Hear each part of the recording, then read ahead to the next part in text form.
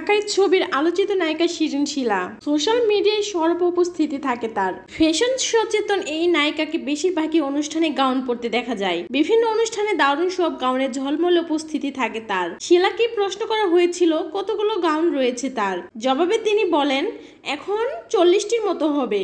আগে তো নিজের টাকায় কেনা হতো, এখন স্পন্সরদের কাছ থেকে অনেক গাউন উপহার হিসেবে পেয়ে থাকি। আত্মীয় স্বজনকেও গিফট করে থাকি। সবাইকে উপহার দেওয়ার পরও 40টির মতো রয়েছে। পোশাক নির্বাচনের ক্ষেত্রে দামের চেয়ে কমফোর্টের বিষয়টি বেশি গুরুত্ব দেন এই সুন্দরী। কারণ হিসেবে শিলা বলেন, একবার জন্মদিনে 1 লাখ টাকার একটি শাড়ি কিনেছিলাম, খুব সুন্দর ছিল। পুরো শাড়িটি তৈরি হয়েছিল স্টোন দিয়ে, কিন্তু যেদিন পরলাম ভীষণ অস্বস্তিতে পড়ে যাই। আমি কিছুতেই শাড়িটি ক্যারি করতে পারছিলাম না। 1 ঘন্টা পরেছিলাম, শেষ পর্যন্ত কেক কাটা শেষ হতেই তা খুলে ফেলে। শিরিন শিলা আর বলেন, ফ্যাশনের ক্ষেত্রে দেখি পোশাকটি আমার সঙ্গে যায় কি না। নিজেকে সুন্দর করে উপস্থাপনের বিষয়টি আগে মাথায় থাকে। এদিকে গত 23 জুলাই যুক্তরাষ্ট্রের উদ্দেশ্যে উড়াল দেন শিলা। যুক্তরাষ্ট্র ও কানাডায় বেশ কয়েকটি শোতে পারফর্ম করার কথা ছিল তার।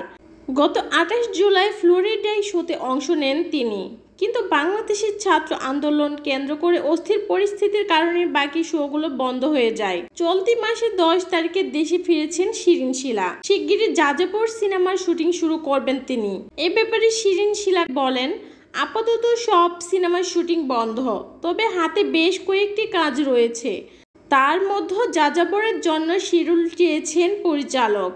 শুটিংয়ের জন্য আমি নিজেও প্রস্তুত রয়েছি। মাঝে একটি অস্থির সময়ের মধ্যে দেশ গেছে, আশা করছি দ্রুত কাজে ফিরব। তিনি আরও বলেন, দেশের বাইরে থাকাকালীন লক্ষ্য করেছি আমাকে নিয়ে বিভিন্ন মহলে গুজব ছড়ানো হয়েছে। রাজনৈতিক ব্যক্তিদের সঙ্গে নাম জড়ানোর চেষ্টা করেছে একটি মহল। আমি শুধু বলতে চাই, আমরা শিল্পীরা কাজটাই করি, রাজনীতির সঙ্গে আমাদের মেলানো ঠিক হবে না। হিটম্যান সিনেমার মাধ্যমে ঢালিউডে পা রাখেন শিরিন শিলা। এরপর ক্ষণিকের ভালোবাসা, মন জানে না মনের ঠিকানা, শেষবাজি সিনেমাগুলোই দেখা গেছে তাকে। এই মুহূর্তে শিলার হাতে হাফ ডজনেরও বেশি চলচ্চিত্র রয়েছে।